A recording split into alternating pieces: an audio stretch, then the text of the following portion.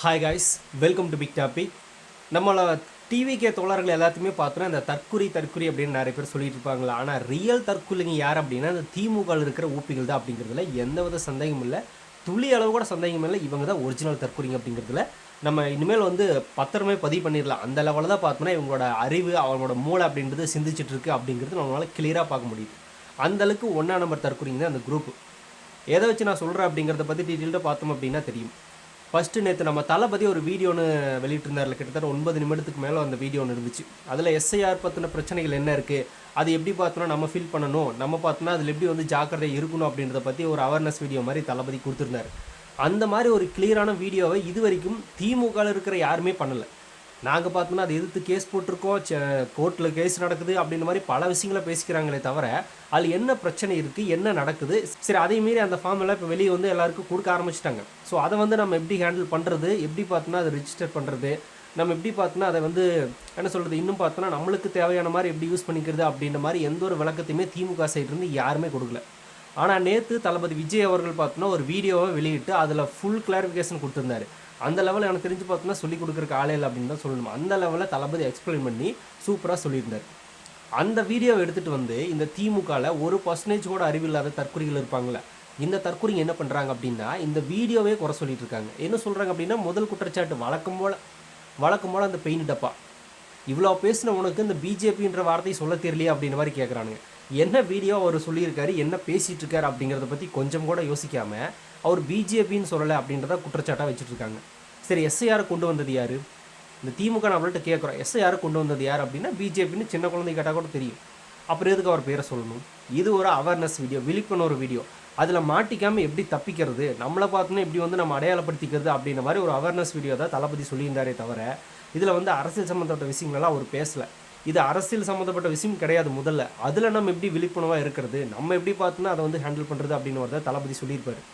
அதை பற்றி கொஞ்சம் கூட பேசிக்கான புரிதலே இல்லாமல் பிஜேபின்ற வார்த்தை விஜய் சொல்லலை அப்படின்றானுங்க. பிஜேபின்ற வார்த்தை விஜய் சொல்லலை அப்படின்னா என்ன அர்த்தம் அப்படின்னா விஜய் பிஜேபியோட பி டீம் அப்படின்னு. அவர் பிஜேபியோட பி டீமாக இருந்தால் இதை எதுக்கு எவ்வளோ விழிப்புணர்வு பார்த்தோன்னா மக்களுக்கு கொண்டு போய் சேர்த்துட்ருக்காரு. அதை எதுக்கு இவர் பேசணும்? பேசவே தேவையில்லையே. மற்றதுக்கெல்லாம் அறிக்கை தான் வெளியிடுவார், இதுக்கு வீடியோவே விட்டுருக்காரு. இதுந்தே தெரிஞ்சுக்க வேணாமல் அவர் பிஜேபிக்கு அகென்ஸ்டாக தான் இருக்கார். அவங்க கொண்டு வந்த திட்டத்தை எதிர்த்து விழிப்புணர்வு கொடுத்துட்ருக்காரு மக்களுக்கு அப்படின்னு ஒரு பேசிக் நாலேஜ் கூட இல்லாத ஒரு கும்பல் இதை பேசிகிட்டு இருக்கு. அப்படிங்கும்போது தான் செம்ம சிரிப்பாக இருக்குது. என்னையாது இவங்க நம்மளை தற்குறிங்க அப்படின்றாங்க, இவங்க பல வருஷமாக அரசியலில் பயணிக்கிறேன்றாங்க, இவங்களுக்கு அவ்வளோதான அறிவு அப்படின்னு லெவலில் நமக்கு தோணுது. இத்தனை வருஷமாக இவங்க தாவேக தொண்டர்களை தற்குறிங்கன்னு சொல்கிறாங்களே, இவங்கள தான் அரசியல் தெரியாமல் வச்சுருந்தாங்க அப்படின்னு பார்த்தா திமுகவில் இருக்கிற நபர்களுக்கு அரசியல் சொல்லித்தரல, அந்த லெவலில் தற்குறிங்க தான் வச்சுருக்காங்க இந்த திமுக. செம்ம காமெடியாக போயிட்டுருக்கு. சரி, ஓகே, தளபதி விஜய் அவர்கள் பிஜேபின்னு வார்த்தை சொல்லணும்னா இப்போ என்ன பிரச்சனை? அதுதான் கேள்வி. அவங்க கொண்டு வந்திருக்கிற திட்டத்தை எதிர்த்து அதுக்கு எப்படி நம்ம போகணும், என்ன பண்ணணுன்றதையும் சொல்லிட்டு நாங்கள் ஏன் எதிர்க்கிறோம் அப்படின்ற கேள்வி முன் வச்சிட்டாரு. அவர் கேட்ட முதல் கேள்வி, 6,36,00,000 வாக்காளர்கள் இருக்காங்களா, அந்த வாக்காளர்களுக்கு எப்படி இந்த ஒரு மாதத்தில் அந்த ஃபார்ம் போய் சேரும் அப்படின்னு ஒரு கேள்வியை முன் வச்சிருக்காரு. இதுதான் திமுக கேட்குதான். நான் தளபதி மாதிரி டீட்டெயில்டாக கேட்கல, இந்த மாதிரி ஒரு கேள்வி முன் வச்சிருக்காரு, எப்படி போய் சேரும், அதுதான் கேள்வி. அப்புறம் இந்த எஸ்ஐஆர்ன்றது என்ன அப்படின்னா, இறந்து போனவங்களோட லிஸ்ட்டில் எடுத்து அதில் அவங்க பேரை பார்த்தோன்னா டெலீட் பண்ணுறது.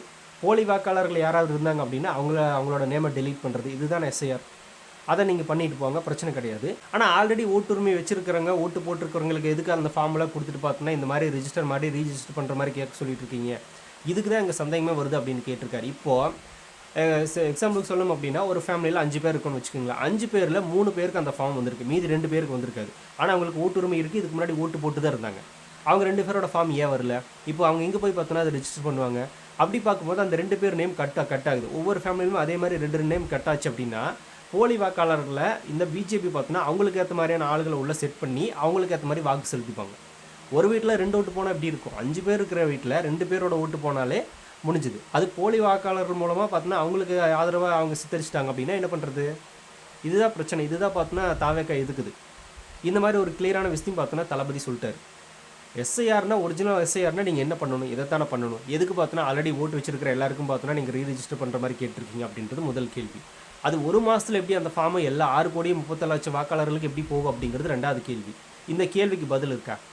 இவங்க சொல்லுவாங்களான்னா சொல்ல மாட்டாங்க. ஆனால் கேட்டால் பார்த்தோம்னா இறந்தவங்களோட லிஸ்ட்டை தான் பார்த்தோம்னா நாங்கள் டெலீட் பண்ண போகிறோம் அப்படின்றாங்க. அப்படின்னா அவங்க நேமை பார்த்தோம்னா எடுத்து அவங்க மட்டும் டெலீட் பண்ணிட்டு போங்க. எங்களுக்கெல்லாம் எதுக்கு ஃபார்ம் வருது, எங்களுக்கெல்லாம் எதுக்கு கொடுக்குறீங்க, நாங்கள் எதுக்கு பார்த்தோம்னா அதை ரெஜிஸ்டர் பண்ணணும்?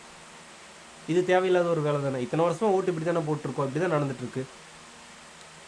இப்போ ராகுல் காந்தி பார்த்தோம்னா ஒரு லிஸ்ட்டை சொல்லியிருந்தார்ல, போலி வாக்காளர்கள் பார்த்தோம்னா எத்தனை பேர் வந்து கொண்டு வந்திருக்காங்க அப்படின்ற மாதிரி ஒரு லிஸ்ட் எடுத்தார்ல, அந்த லிஸ்ட்டுக்கு இங்கே ரெடி ஆகிட்டு இருக்காங்க, இதுதான் நடக்க போகுது அப்படின்றத தளபதி சொல்கிறாரு. அதனால் ஃபார்ம் யாருக்கெல்லாம் வரலையோ, அந்த ஃபார்ம் வரலைனாலும் கூட ஆன்லைனில் போய் டவுன்லோட் பண்ணுங்கள், அங்கே போய் பார்த்தோன்னா உங்களோட ஃபார்மை தேடி எடுத்து அங்கே ஃபில் பண்ணுங்கள் அப்படின்னு சொல்கிறாரு. அதை ஃபில் பண்ணி முடிச்சதுக்கப்புறமா நம்ம ஒரு மெசேஜ் வரக்கு வாய்ப்பு இருக்குது, அதை வச்சு நம்ம கன்ஃபார்ம் பண்ணிக்கலாம். அதனால் ஃபார்ம் இல்லைனா கூட ஆன்லைனில் எலெக்ஷன் கமிட்டி இருக்குல்ல, அதில் போய் பார்த்தோன்னா நம்ம டவுன்லோட் பண்ணோம் அப்படின்னா அதிலே நம்மளுக்கு அந்த ஃபார்ம் வரும், அதில் எடுத்து நம்ம ஃபில் பண்ணிக்கலாம், நம்மளுக்கும் பண்ணிக்கலாம், இதை பற்றி தெரியாதவங்களுக்கும் நம்ம பண்ணி கொடுக்கலாம், நம்ம பக்கத்து வீட்டுக்காரங்களுக்கும் பண்ணி கொடுக்கலாம், எல்லாருக்குமே பண்ணி கொடுக்கலாம். இந்த மாதிரியான ஒரு விஷயத்தை பண்ணுங்க அப்படின்றத தளபதியோட ஒரு கோரிக்கையாக வைக்கிறாரு. கொஞ்சம் உஷாராக இருங்க அப்படின்றத கேட்டுக்கிறாரு. இதுதான் பார்த்தோன்னா இந்த அவேர்னஸ் வீடியோ. இந்த மாதிரி ஒரு தெளிவான ஒரு வீடியோவை திமுக தான் பார்த்தோன்னா நாங்கள் இதை முழுமையாக எதுக்குறோம் அப்படின்னு பேசுகிற எந்த திமுக நபராது பார்த்தோன்னா ஸ்டாலின் அவர்களாகட்டும், உதயநிதி ஸ்டாலின் ஆகட்டும், அமைச்சர்களாகட்டும், யாராவது பார்த்தோன்னா இந்த மாதிரி கிளியராக பேசியிருக்காங்களா, மக்களுக்கு புரிகிற மாதிரி சொல்லியிருக்காங்களான்னு இல்லை. அப்போ அங்கே போய் கேளுங்க, அவங்களே இதை பற்றி முழுசாக பேசலை, எடுத்தோடனே கோர்ட்டில் போய் கேஸ் நீட்டுறாங்க. நீ எல்லா பிரச்சனைக்கும் கோர்ட்டுக்கு போயிட்டு தான் நிற்கிறீங்க, ஆனால் ஒன்றுக்கு தீர்வு வந்த மாதிரி இல்லையே. விஜய் அதை கொண்டு வந்துச்சு, உடனே லெட்டர் எழுது, இல்லைனா கோர்ட்டுக்கு போ, அங்கே தான் போயிட்டே இருக்கிறீங்களே தவிர எதுக்குமே சொல்யூஷனே கிடையாது. இன்னும் பார்த்தோன்னா அந்த பிரச்சனை உங்களால் எதுவுமே தீர்க்கவே முடியலையே. அப்படியே கோர்ட்டில் கேஸ் நடந்துகிட்டே தான் இருக்குது. உங்களோட ஆட்சி காலம் முடிஞ்சிச்சு, கிளம்பிடுவீங்க. அடுத்தது கேட்டால் பார்த்தோன்னா வந்து நாங்கள் ஆட்சியிலேருந்து வெளியே போயிட்டோம், அதுக்கு முன்னாடி நாங்கள் பண்ண வேண்டியதை பண்ணிட்டு தான் இருந்தோம் அப்படின்னு அடுத்த எலெக்ஷனில் வாக்கு கேட்குறது. அங்கே தோற்று போயிட்டா எதிர்க்கட்சியாக வந்ததுக்கப்புறமா இதையே நீங்கள் பண்ணல அப்படின்னு அடுத்தது ஆளுங்கட்சி எது வருமோ அதை எடுத்து கேள்வி கேட்குறது. அதை நாங்கள் வந்தோடனே பார்த்தோன்னா அதை பண்ணிடுவோம் அப்படின்னு மறுபடியும் ஆட்சிக்கு வர்றது. மறுபடியும் இதே மாதிரி 5 வருஷமாக நாங்கள் வேலை செஞ்சோம், எங்களால் முடியல, மறுபடியும் பார்த்தோன்னா நாங்கள் அதுக்குண்டான முயற்சி பண்ணுவோம் அப்படின்னு மறுபடியும் ஓட்டு போட சொல்லி கேட்குறது. இதுதான் உங்களோட அரசியலை போயிட்டு இருக்கு எத்தனை வருஷமா. இது அந்த அரசியல். இது திமுகவும் அதிமுகவும் ரெண்டுமே பொருந்தும். இதுதான் மாறி மாறி பண்ணிகிட்டு இருக்காங்க. ஆனால் விஜய் அவர்கள் அந்த பிரச்சனை வந்தாலும் கூட அதை எப்படி ஃபேஸ் பண்ணுறது, அது வந்து எப்படி வெளியே வர்றது, இல்லை அப்படின்னா அதில் முக்கியமான பிரச்சனை நமக்கு என்ன இருக்குது அப்படின்ற கேள்வியும் கேளுங்க அப்படின்னு சொல்லியிருக்காரு. இதை விட பார்த்தோன்னா ஒரு தலைவன் எந்த அளவுக்கு பார்த்தோன்னா மக்களுக்கு விழிப்புணர்வு ஏற்படுத்த முடியும். அவர் இந்த வீடியோ போட வேண்டிய அவசியமா என்ன? அவர் இது வரைக்கும் திமுக சம்மந்தப்பட்ட விஷயங்கள் கூட பார்த்தோன்னா பெரிய அளவில் வீடியோ போட்டதில்லை. இந்த மாதிரி அந்த பெண்கள் பாதுகாப்பு பற்றி மட்டும் பார்த்தோன்னா ஜனநாயகம் படத்தோட ஷூட்டிங் ஸ்பாட்டில் ஒரு 4 நிமிஷம் 3 நிமிஷம் தான் பேசினார் நினைக்கிறேன், அவ்வளோதான். ஆனால் இங்கே 9 நிமிஷத்துக்கு மேலே பார்த்தோன்னா தளபதி விஜய் அவர்கள் இந்த அவேர்னஸ் வீடியோவை பேசி வெளியிட்டிருக்காரு. அதில் என்னென்ன பிரச்சனைகள் இருக்குன்றதும் கேட்டார். அப்படி இருந்தும் கூட இந்த தற்கொலைங்க விஜய் அவர்கள் பிஜேபியோட பி டீம்ன்றானுங்க. அவர் பி டீம் இருந்தால் இதை பற்றி பேசவே கூடாது, அங்கேயே ஆஃப் பண்ணி மேலே ஆஃப் பண்ணி உட்கார வச்சுருப்பாங்க. அப்படி எப்படி அவர் பேசுவார்? இந்த நாலேஜ் கூட இல்லையாடா உங்களுக்கு? அப்போ யாரா ரியல் தற்கொலை அப்படின்னு தான் நம்ம இந்த இடத்துல கேட்க தோணுது. ஸோ இந்த மாதிரி விஜய் அவர்கள் பேசின வீடியோவுக்கு ரிப்ளை பண்ண முடியாமல், என்ன சொல்கிறதுன்னு தெரியாமல், நம்ம தலைவர் கூட இப்படி பண்ணலையாடா அப்படின்னு விஜய் அவர்களுக்கு ஒரு பொறாமையிலே இதை பேசிகிட்டு இருக்கானுங்க. சரி, விஜய் அவர்கள் வீடியோ வெளியிட்டாரு, அதை பற்றி பேசலான்றீங்க. உங்களோட வீடியோ என்ன? ஸ்டாலின் அவர்கள் என்ன வீடியோ வெளியிடுவார்? எங்களை சீண்டி பார்க்காதீங்க, திமுகவை தொட்டு பார்க்காதீங்க, நாங்கள் திரும்ப சீண்ட ஆரம்பித்தா தாங்க மாட்டேங்க அப்படின்னு வன்முறையை தூண்டுற மாதிரியான வீடியோ வெளியிடுவார் ஸ்டாலின் அவர்கள். அதை பேசுகிறாரு. அப்புறம் இன்னொரு இடத்துல நீங்கள் பார்த்து பார்த்து வளர்த்த உடம்பையே பார்த்தோன்னா போதைக்கு பின்னாடி போய் சீரழிக்கிறீங்க அப்படின்றாரு. இந்த பக்கம் இவர் தான் விற்கிறார். அட்வைஸும் கொடுத்துட்டு இந்த பக்கம் அதுக்கேற்ற மாதிரி வலிமை இவர் தான் காட்டுறது. அந்த மாதிரி வீடியோன்னு வெளியில்லையே தளபதி. அப்புறம் என்ன சொல்கிறார்? கரூர் பிரச்சனை இல்லை, எந்த ஒரு தலைவனும் தன்னோட தொண்டன் சாக மாட்டேன்னு நினைக்க மாட்டான், இதை வந்து அரசியல் ஆக்காதீங்கன்னு இந்த பக்கம் பேசுவார். இந்த பக்கம் முரசொலியில் நீதி வெல்லும் தாவேக்கா கொல்லும் அப்படின்னு இவங்களே பார்த்தோன்னா அது அரசியலாக்கி பேசிகிட்டு இருப்பாங்க. இதுதான் இவங்களோட வீடியோ. இந்த மாதிரி விஜய் வந்து வெளியிட்டாரானா இல்லையே. அவர் ஒரு கருத்தை பார்த்தோன்னா முன் வச்சிருக்காரு. ப்ளஸ் அதில் இருக்கிற ஒரு சொல்யூஷன் என்ன அப்படிங்கிறத சொல்லி கொடுத்துருக்காரு. இது மக்களுக்கு போய் சேர வேண்டிய ஒரு விஷயம். அதை பேசியிருக்கிறதுல இவங்களுக்கு என்ன பிரச்சனை? இப்போது இது ஒரு டாப்பிக்காக போயிட்டுருக்கு. இவ்வளோ தான் இந்த திமுக நபர்களோட அறிவு. ஆனால் நம்ம என்னடா அப்படின்னா அது வந்து எப்படி தப்பிக்கிறது, எப்படி அதை ஹேண்டில் பண்ணுறது அப்படின்ற ரேஞ்சுக்கு நம்ம போயிட்டுருக்கோம். இப்போ விஜய் வீடியோ வெளியிட்டதுக்கு அப்புறமா நிறைய பேர் அந்த ஆன்லைனில் பார்த்தோன்னா ஃபார்ம் டவுன்லோட் பண்ணி அதை ஃபில் பண்ண ஆரம்பிச்சிருக்காங்க.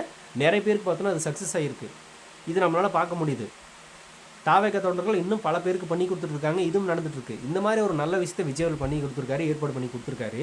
அதை பற்றியெல்லாம் இவங்க பேசவே மாட்டாங்க. பிஜேபின்ற பேரில் விஜய் சொல்லலை.